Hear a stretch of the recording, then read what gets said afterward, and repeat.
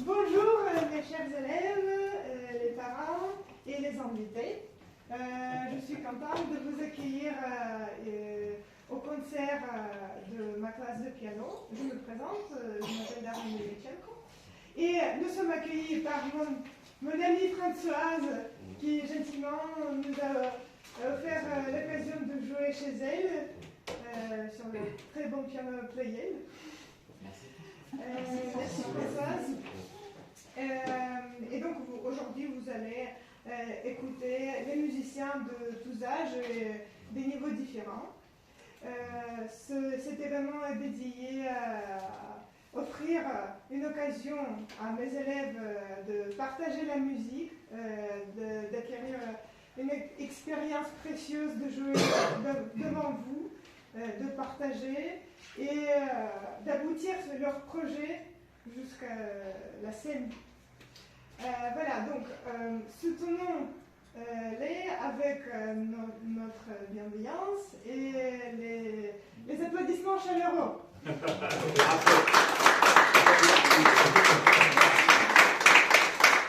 première élève, c'est Carla Thieu, qui va nous jouer, je t'invite, c'est déjà pour lever, qui va nous jouer Ode à la joie de Ludwig van Beethoven.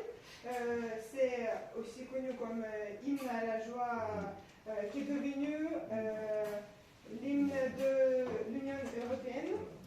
Et donc Carla va nous présenter ce morceau. Et avant de commencer, n'oubliez pas de faire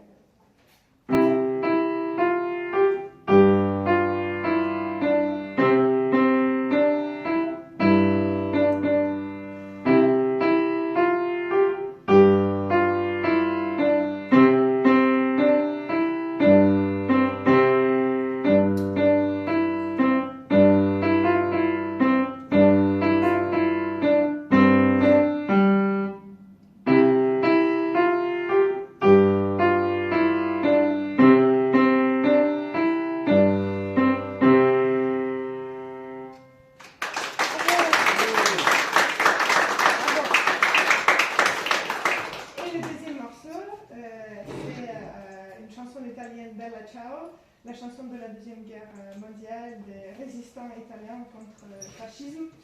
Et donc on va jouer à 4 mains.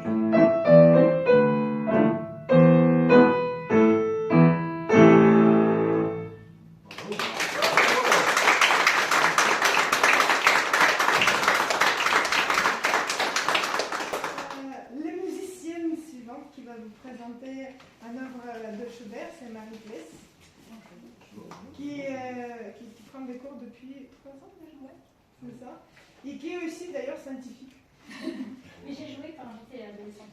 C'est bien, ça fait un plus. Comment? Ça fait un plus. Ah bah oui, carrément. Et je t'invite de présenter. Donc c'est l'impromptu numéro 2 en Mi bémol majeur de Schubert. Dans la vie, les émotions, c'est souvent désordonné et parfois douloureux. Et je trouve que les romantiques, comme Schubert, arrivent à faire quelque chose de beau et qu'on peut contempler sans souffrir, une fois qu'on sait jouer. Donc j'ai commencé ce morceau il y a 6 mois et je n'en suis pas lassée. J'espère que ça vous plaît.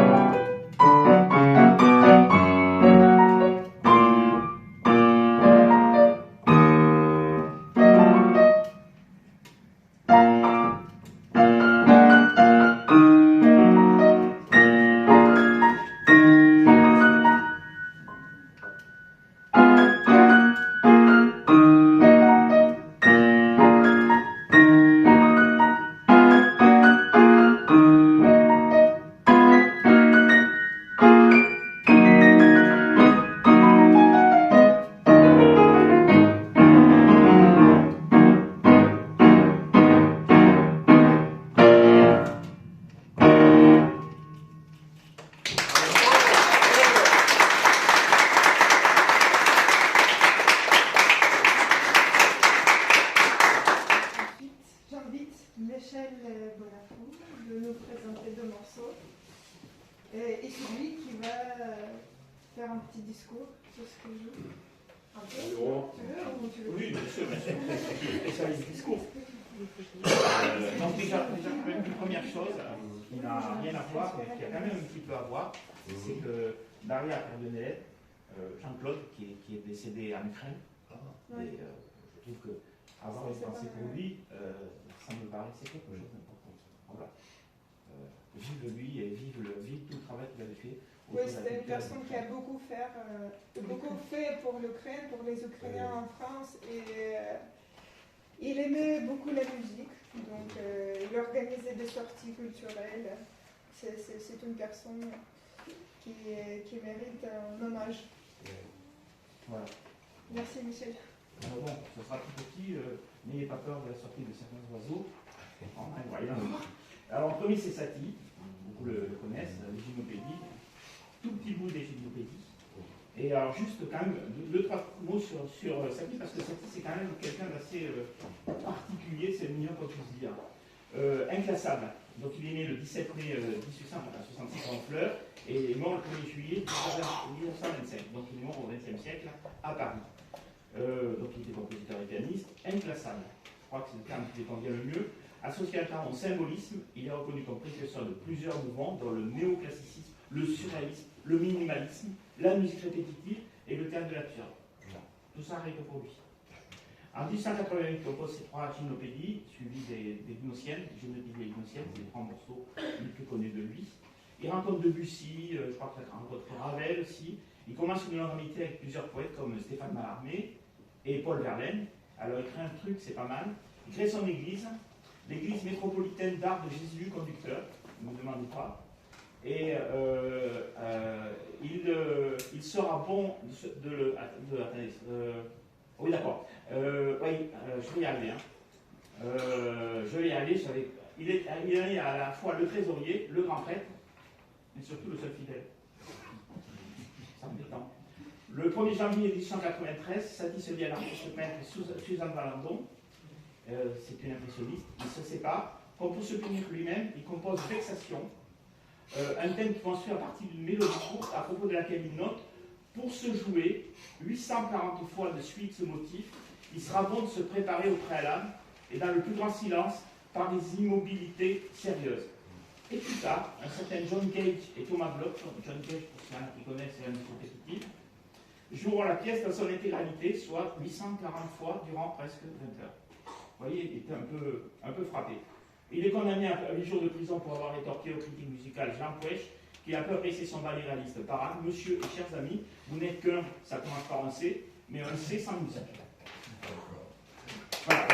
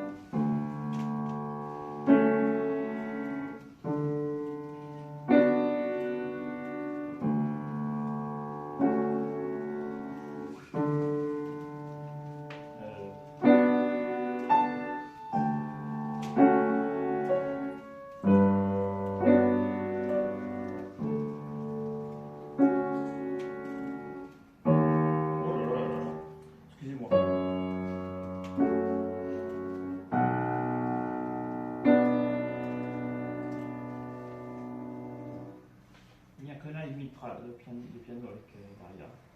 Je suis désolé. Ah ben, on va demander le Alors ça, c'est pas du tout le même compositeur. Alors, il s'appelle, parce qu'il a vraiment un nom, il s'appelle Olafur Arnalds. Comme vous voyez, il n'est pas très français. C'est un musicien-producteur islandais, multi-instrumentiste. Il joue de la guitare, de la batterie et a également collaboré en tant que batteur au groupe des heavy metal Fighting Shit. et Célestine et a contribué au banjo, à la guitare, au piano, au projet de My Summer in Salvation Gospel. Il est également membre du duo Casmos avec Janus Rasmussen et Casmos. Il a sorti un album et 4 disques et ce qu'ils appellent des EP, c'est des extended play, c'est-à-dire c'est des petits disques. C'est entre le 45 tours, j'ai appris ça en regardant, depuis 2012. Le Fiesta a été composé pour piano et violon. Là, on va le jouer uniquement pour piano. C'est une œuvre plus ou moins répétitive. Méditative, moi, je dirais. Méditative et répétitive. La musique d'ambiance. Ouais, c'est quelqu'un que j'aime beaucoup, j'avoue. Ça me fait penser à d'autres musiciens de musique répétitive, Steve Reich par exemple, ou Philippe Glass, on ne peut pas oublier. Voilà, donc vous n'aurez ni Philippe Glass ni Steve Reich, mais vous aurez Michael Boniface.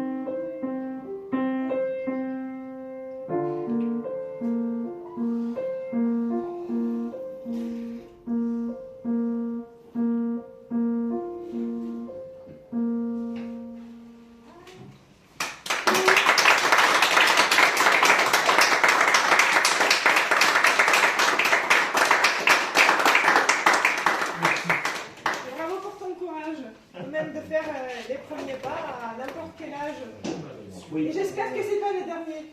Ah non, non, non, on va s'améliorer. J'invite Sarah Belajali pour continuer et va faire un petit discours aussi. Bonjour, je m'appelle Sarah. C'est ma 5e année de piano et je vais jouer des morceaux. Je vais commencer par une art de Mussorgsky qui date du 19e siècle.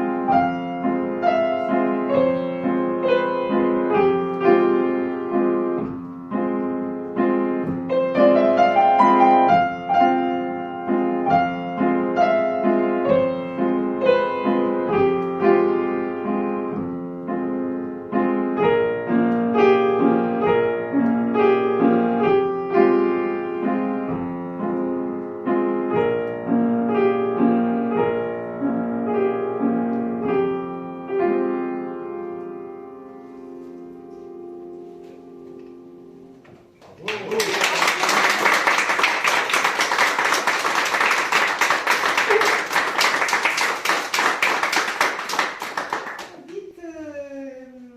Quentin Pochard pour continuer.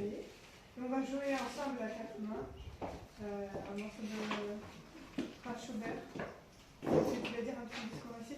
Avec plaisir. Bonjour à tous, Schubert encore. Schubert était un peu reconnu pour avoir écrit plusieurs morceaux à quatre mains. Et celui qu'on a choisi avec Daria, c'est le plus connu, c'est sa fantaisie. Il y a deux points intéressants qu'on propose de regarder pour ceux qui peuvent voir à travers le piano. C'est qu'il a écrit pour sa bien musique.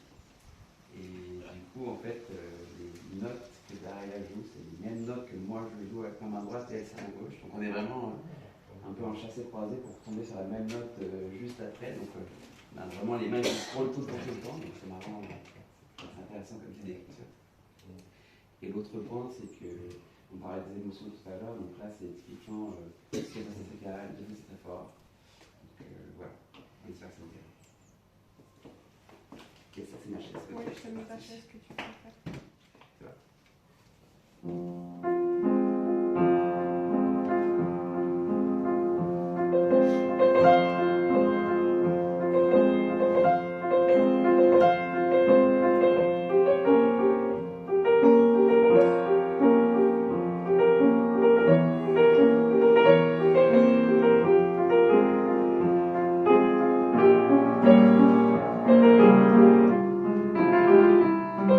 Thank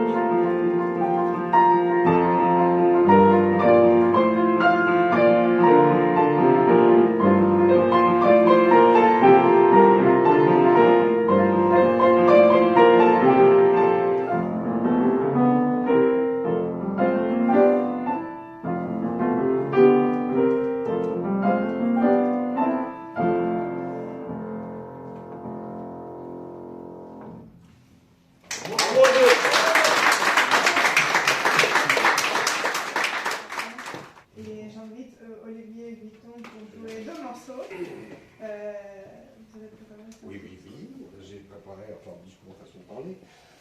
Donc le premier morceau en fait sort d'un film qui s'appelle Le Diable par la queue de Philippe Legrand. Alors moi j'aime beaucoup ce film où il y a Madeleine, comment elle s'appelle, je ne sais plus, Madeleine Renaud, ah oui voilà, qui joue une comtesse complètement charme, et il y a Yves Montand qui fait un escroc, et il y a une Jeanne, comme une des filles, qui joue toute la journée toujours en morceau. Et c'est ce morceau que je vais vous interpréter, c'est la chanson de Jeanne.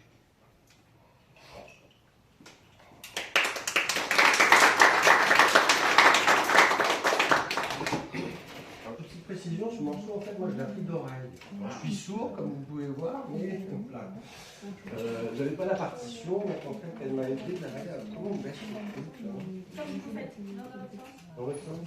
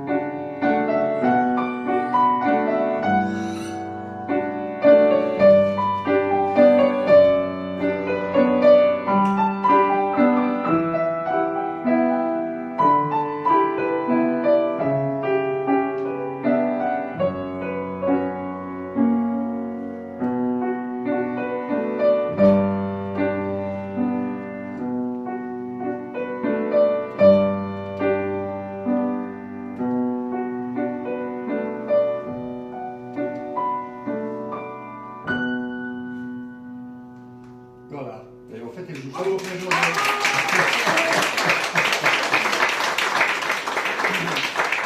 Alors, le deuxième morceau, en fait, c'est musique d'Isashi. Donc, Izashi est un compositeur qui fait la musique de dessins animés de Miyazaki. Et j'ai 4 filles qui sont des folles de Miyazaki. Donc, j'ai été abreuvé de Miyazaki. Je me suis dit, il y a pire. Hein. Donc, c'est très sympa. Et il y a un des morceaux qu'elle aime bien, c'est Kiki la sorcière, qui se balade sur son balai, là. Donc j'ai appris le morceau de Kiki la sorcière de Izashi.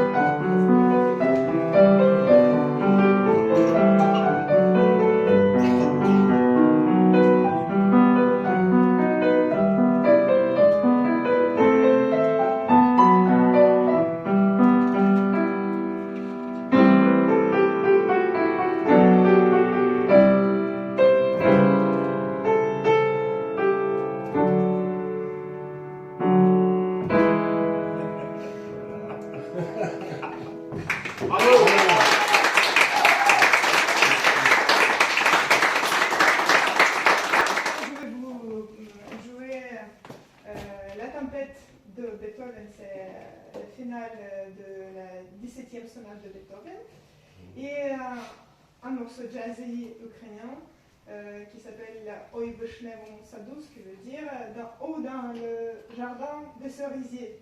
On dit dans un jardin de cerisiers. Cette chanson, c'est une chanson lyrique qui parle de l'amour d'une fille qui est tombée amoureuse pour la première fois dans sa vie et il se sépare de son amoureux. Donc c'est un peu triste. Et je commence par la tempête.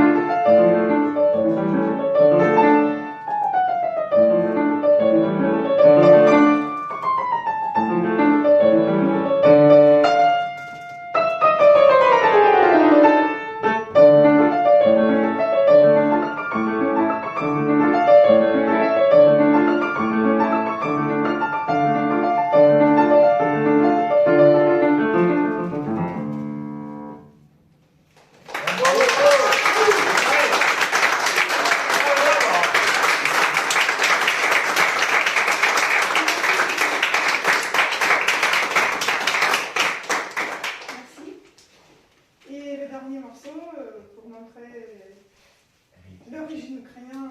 L'Ukraine. De l'Ukraine, oui. Et aussi l'autre côté, c'est le côté jazzy que j'aime beaucoup. Et on joue la musique différente vraiment avec les élèves. C'est important d'apprendre, de commencer par la musique classique, mais il faut apprendre la musique de tous les styles si on veut devenir de bons musiciens.